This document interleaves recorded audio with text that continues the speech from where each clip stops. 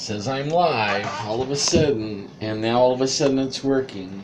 Really weird. Really, really weird. Well, you see that painting right there? That painting was painted by my wife's grandfather. He's a Cherokee. Oh, I can't remember what they call him, but he's real famous Cherokee painter. And a lot of his paintings are hanging in the Bureau of Indian Affairs office.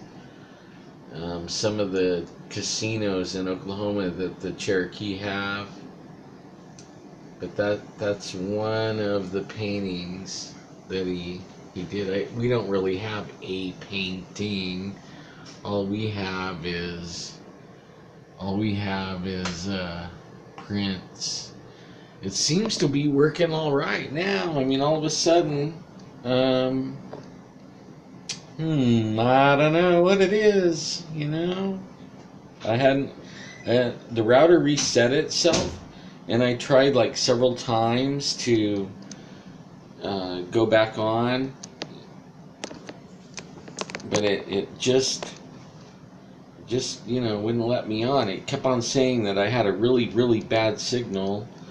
So I don't know. I've been scratching my head, wondering how to fix it and stuff like that. So I don't know. But I was about done, anyways. I was gonna say at the very last that they're the apex predator of. We think we're the apex predator, only they're the apex predator in the woods. Hey, and Woolly Booger, I looked at that link. I think you got a Bigfoot, buddy. I'm pretty sure you got a Bigfoot. Yeah. That's a good picture. I just put a link on my Facebook of a video that me and Jeff took in the redwoods. There's the wifey. Up in the redwoods, on the Thule reservation, where Jeff is like throwing stuff at a bear that came out there, and like it was stealing the bear was stealing the food and stuff like that we. Wow, you smelled this Bigfoot? Really? See, like, now save that stuff, because you guys are really wonderful. I'm going to change the name from Tested to Thank You, okay? Because you guys are, with a little bit of money that I put together and the donations that you guys have been putting there, I almost have enough to get this thing rolling where I can start Skyping and everything, and I don't know if I can do like where I can put the video on, like I want. I don't know, like it's really up to you guys. Like if you want to be Skyped in with your face showing, or if you just want to call in and tell your story. But only I really want, I really want people to hear these stories. I mean, so many people are researching, and there's so many different experiences that, I mean, like, it runs the gamut from, I grew up and Bigfoot, was my friend, and all the way to, Bigfoot, threw something at me and knocked me out, or all that kind of, it just runs the gamut to, I saw one run by, but the one you saw, like, to me, it looked like you're like way in the woods somewhere where there's not a lot of people, and probably nobody was supposed to be there, and you captured, like, I don't know if that was a game camera or if you took snapshots with your phone or a camera, or took a video and did a still. I have no idea. But it looked pretty good. I mean, it looked like it wasn't supposed to be there, you know what I mean? It's a good one. But I thought I would come on, and I want to, like, it drove me crazy. I couldn't just I couldn't just let it go. You know what I mean? Like the thing cut me off. It was like, all right, that it's like a challenge. It's like a challenge. Wow, it was a mile across from you. That's kind of like that video I have down below. I have a video, and they're only like a few seconds, right? One of them, the one that is up against the rock, digging in the rock, that's like 1,000 yards away. And David Ragosa, now, David Ragosa, he's one of the ones that I would say is one of the people I know, besides Bobo and Matt Moneymaker and some of those guys. He's probably one of the longest running Bigfoot investigators that I know. Like 20 years for David Ragosa, and I've seen some really good evidence that David Ragosa has or had. I don't know. Like he had a little bit of a life speed bump there, and he might have lost some of it, but yeah, Kev, I think there was a couple of Bigfoots out there and at the dikes. That was pretty fun, man. I enjoyed that. Yeah, so I'm almost ready. Man, you guys are really wonderful. I'm getting close to the amount. Like, the hard part now for me is, like, what kind of equipment? Do you guys know what kind? Like, I can't afford the kind Jeffrey gets. Like, there ain't no way, man. He spent a fortune on this. I'm probably just going to get a little webcam and a little soundboard and a microphone, and that's probably going to be it for me. And I was thinking the cam, like, I'm going to get a little cheapy webcam that you just, put up, $50 or whatever it is, and then also get a camcorder.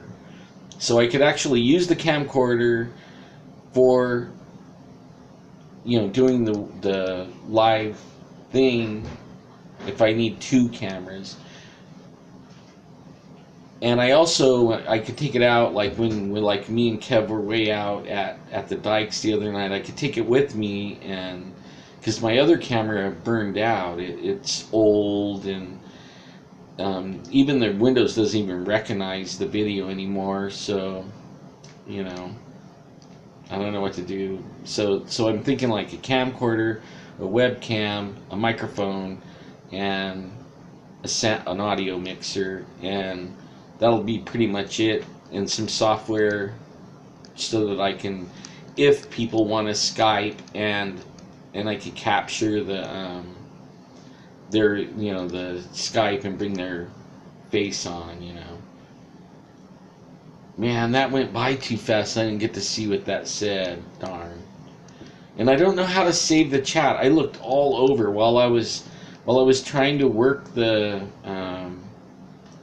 figure it out. My husband has been really pleased with his GoPro knockoff from Amazon. He uses it for everything. That's interesting. I didn't even think of a GoPro. The only thing about a GoPro is, well, like they're versatile and everything. Only you can't zoom in or anything. Like when you're in the field, you can't zoom in. It's kind of like a fisheye. We've went out with GoPros with other people that have GoPros. The only thing that's really cool about them is you could like hook them on the windshield of your car. You can put them on your backpack, or you can put it on a little helmet cam. You can carry it on like what I'm holding right here with my phone, a little selfie stick. They're versatile. You could go under the water. A lot of things that I'm not gonna do probably. I'm adventurous, but not that adventurous. I mean, I used to be, but not like that anymore. No. In fact, I'm kind of glad that I've been researching Bigfoot long enough, and that I know probably a half a dozen places where I could go and they come to me. And it isn't that they're coming to me, they are there already. You know what I mean? Like, they're probably everywhere you guys camp at. That's what's kind of, a lot of people don't realize that. Like when we were in Oklahoma, back in Oklahoma, around Tahlequah, where they have the Bureau of Indian Affairs main office, and it's like the tribal main office area. They were seeing Bigfoot at the dump, and there was even some pictures of it. So like they're everywhere. I don't think you have to go traipsing in the woods real far, at all. See, now it's starting to do that little clipping thing on me again, like I'm losing the signal. I have no idea why that's doing that. And then on the live chat, like when I'm trying to read it comes up, but it like comes up and then it starts fading out real fast. So I have to be quick to read it. What will be nice is when I get the webcam, I'll actually be, yeah, I figured it was.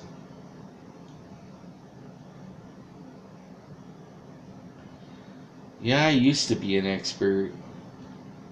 You know what? Like what I'm doing, live streaming on YouTube and being able to have a guest. That's basically it, really. Because I'm not going to be able to do bedtime stories forever with my own stories. I have a lot of stories, but I don't know if I could go 5 days a week with a story and keep going and going and going forever. I'll have to like fall back on research after that, like other people's stories. And I rather not like read people's stories and then comment about them or anything like that. I rather have people. I subscribed to your channel too while I was out and about, so I'm a subscriber to your channel now.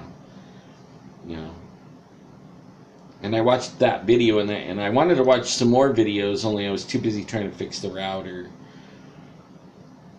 I'm gonna kind of like,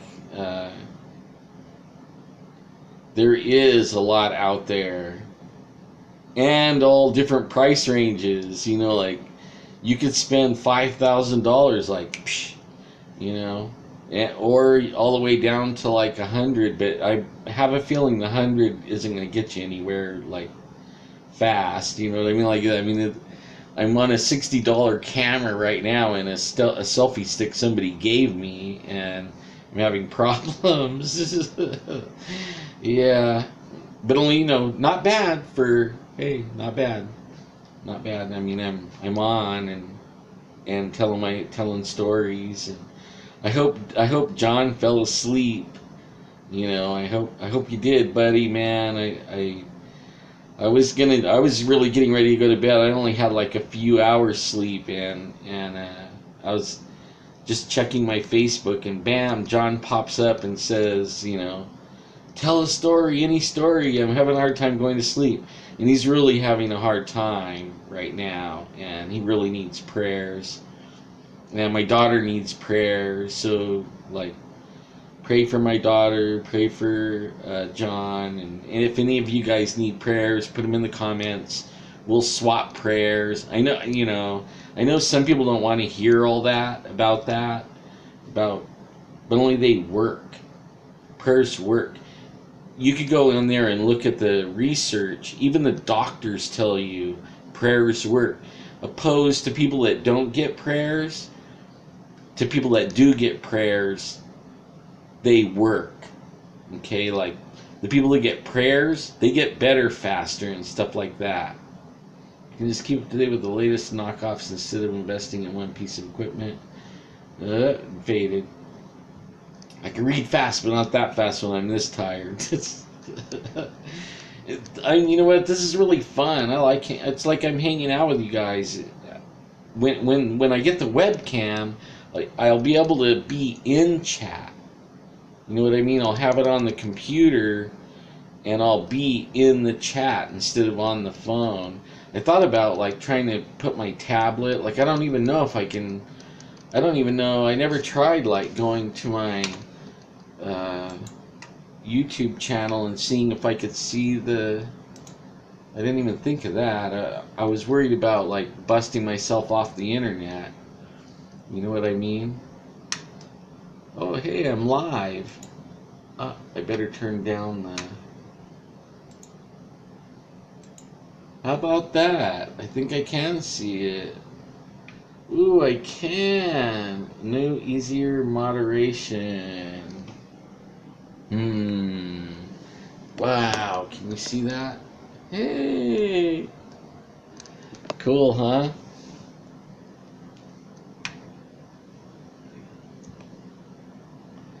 Just by cheap, up-to-date stuff? Yeah. That's what I'm looking at. I can do pop-out chat. I don't know what you guys see on the side of my head. I look over and then I see my side of my head. I don't know. Live chat. Oh, I see. Okay. Oh, and I can even make a moderator. Well, shoot. I'm gonna have to look at it like this, right? That way I can look like kind of like that's the webcam. And I'm looking at the chat, right? So you guys aren't looking at the side of my head. I'm gonna need a light, you know. Just buy cheap, up-to-date stuff. Don't invest in one piece of equipment. Yeah, I really want to do like the. I was looking at what it takes, like to do phone calls, and like I could have you call in on my cell phone, and then there's a way that you hook it into the the soundboard, and then everybody could hear, and I could hear, and I seen Jeffrey do it, but I'm not going to get the elaborate soundboard like what Jeff has. I'm just going to get a little one, maybe a 10 channel one or something like that, and we'll see. Yeah, it is. I think it's going to be fun too, man. I really do. This is going to be like so fun. I'm having so much fun, really, like truly, because it's like I'm hanging out with all my friends, like hanging out. I really am, and we could share experiences. That's the most important part to me, is sharing. Like, I actually believe we should be sharing our experiences. Everybody shouldn't be so, oh, this is my area, and, you know, don't go over there. And then there's some people like, if you go over there, you know, you're going to shoot the Bigfoot or whatever. I'm not going to shoot a Bigfoot. The first time I saw a Bigfoot, I had a 300 Weatherby Magnum. If I was going to shoot a Bigfoot, I would have shot him that day. You know, and we go you know, and there's another little myth, you know, don't go out there with a camera, don't go out there with a gun, it scares the Bigfoot. You know what? They're not scared of nothing.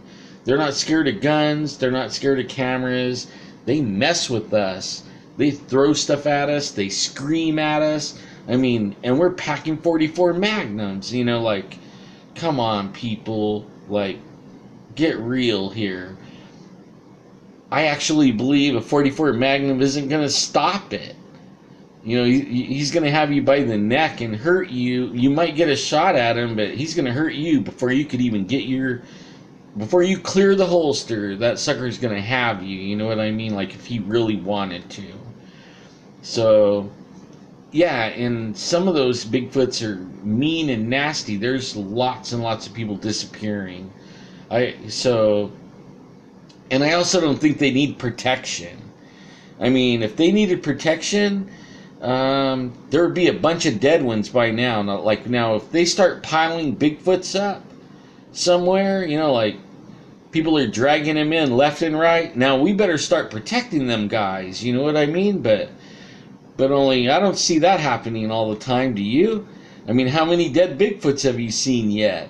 I mean, I think they're pretty well able to take care of themselves. I actually think we need protection when we go out there, because you're in their backyard, you know? You're in their backyard. and they're very well capable of taking care of people, even when you have a gun, right? Even when you have a gun. So don't listen to these idiots, like that. I think that's idiots. And if you're one of them on there that thinks that right now, I'm sorry that I called you an idiot, okay? But only rethink what you're thinking, okay? Rethink it for reals. I mean, these Bigfoot are, I bet you when you're out there, sometimes they're within 3 feet of you. They can reach out and grab you at any time they wanted. Like, think about it. Think about it. If they were so vulnerable, I would already have one mounted in my living room. Really, I would. They're not that vulnerable. I mean, like, uh-uh. Really. It's not hard to see one. We went to the Thule Reservation, and I went camping with my nephew. He lives up there, and we went up by the Thule River and camping, and one night I climbed out of the tent, and I had to go potty. This time I had to go potty, and I went out there, and it was like a full moon. You could see, there was these big old, huge, like 200-year-old oak trees. I mean, it was a beautiful area, running, and the river was running right there, and it was a beautiful camp spot. And Jeff sets these little sensors up, like the motion sensors that turn lights on in your driveway.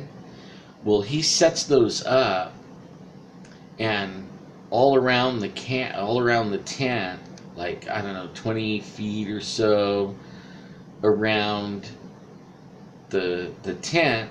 So if anything's coming from around, it'll set off this little thing and wake us up inside the tent. It doesn't always wake us up, though.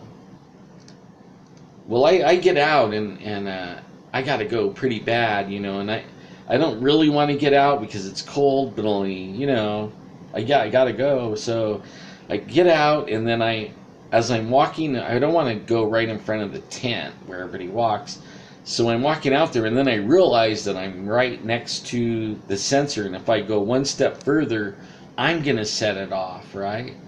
And I don't want to do that and wake everybody up, so I stop right there, and that's a good spot, And I get to going, and I look up, and I could see these oak trees.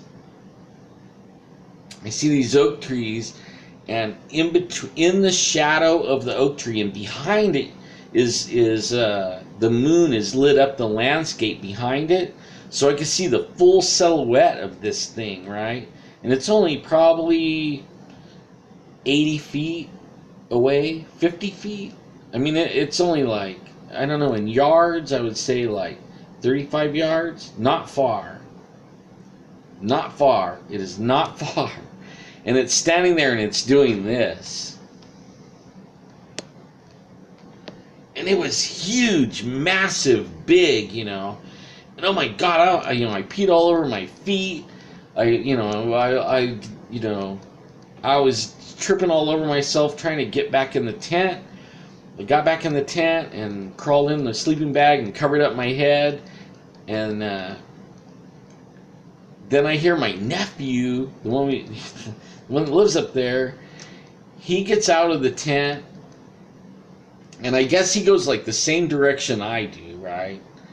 And he goes out there, and all of a sudden I hear him cussing up a blue streak, and he's making it for the tent like as fast as he can, and he's like fighting the zipper like I was, and he gets in, and I think he did the same thing as me, run in, like get in the bag and cover up your head and hope it doesn't come over, And then right after he gets back in the tent, I start hearing that sensor go off like beep, beep, beep, beep. And I'm like, oh my God, here he comes, when we woke up in the morning, and me and my nephew were talking about it, and Jeff's like, "Why didn't you wake me up, man? You're supposed to wake me up." It was like, man, I was too scared to wake you up. Like, I didn't want to bring any attention to myself. I was asleep. As far as anybody knows, I had my head covered up and I was asleep.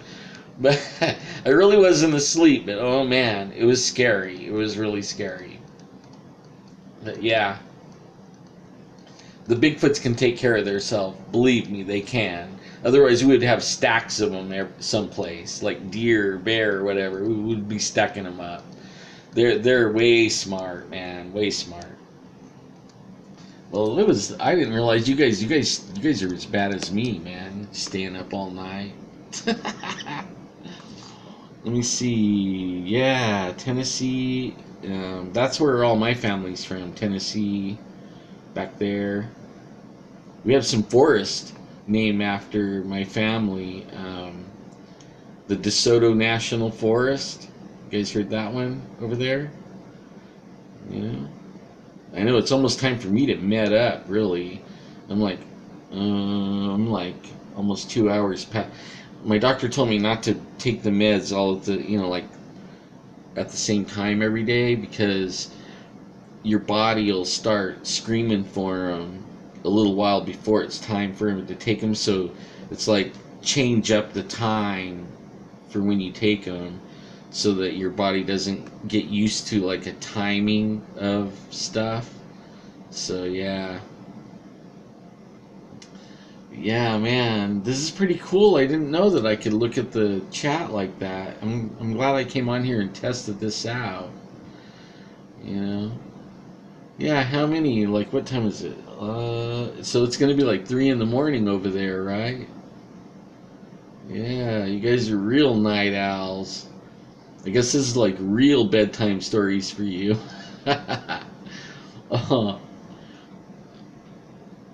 your meds come from your backyard? Wow. I wish mine did, but I got 4 stents on my heart, um, and all kinds of nerve damage in my leg. It's called RSD. You guys really want to see something that is a scary disease? Look up RSD or CRPS type 2. Type 2. Look that up. Oh my God. It's called the suicide disease. That's what I have, the suicide disease. And I've even had people one guy commit suicide on me on the phone. And it was pretty sad. But yeah, it's terrible. RSD is terrible. If you ever hear anybody say they have that, they're really in a bad way. Yeah, some of you guys do have it, huh? Yeah, it's really messed up. It's a messed up thing. It really, really is. Especially like for me, like I was a weightlift. I was into bodybuilding and hiking. I had a 20-acre ranch in the hills, and I was always walking around. I actually had a worm farm. I want to talk about that one day, about this worm farm. I made a lot of money selling worm poops. A lot. I mean, it was like 10,000 a month selling worm poops. And now I'm not physically able to feed the worms and get the poops to sift the poops out and stuff. It's actually not dirt. The worms, I actually put them in horse manure and food scraps and paper plates and paper bags, and anything actually that once lived and then died, they eat it. They can even eat meat and dairy products and stuff like that, but only you can't. It's not good to use for your farm, because it draws bugs and yuckies and vermin bugs like flies and stuff like that. They like to. But if you keep it like if you keep it in it like oatmeal, all your vegetable matter, stuff like that, fruit, Yeah, it's 4 times better than any fertilizer in the world. It's totally organic. It isn't dirt, but it smells like dirt. After they process it, it smells like dirt. And you could actually grow the plant straight in it, and it won't burn it. You know how, like, other fertilizers, you could put the plant, if you put too much fertilizer in it, hey Pedro, what's up, man? Visalia, you're not far from me. But you could grow the plant straight in this stuff. The best mix, like if you do look up worms and you start growing them, you could grow them in little plastic tubs, right? Yeah, it is. It's the stuff you see next to the worm. They come up and then they extra whatever they call it, and then when they come back down, they leave that little stuff up there.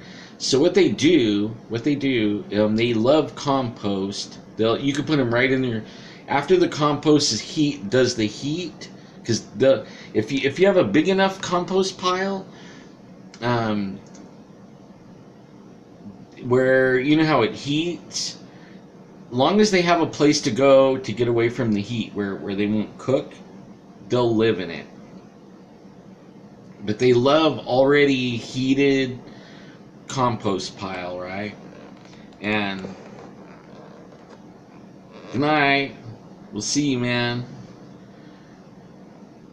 And then they'll turn that into this really, really, really good stuff that you can put on your roses. You can put it in any plants. And I mean, like, we were giving some to this guy that has a grape vineyard, and he's been doing the grape vineyards for like 20 years. He has like 600 acres of grapes, and we had like 50 some odd bins of worms, and we were giving him like 700 or 800 pounds at a time.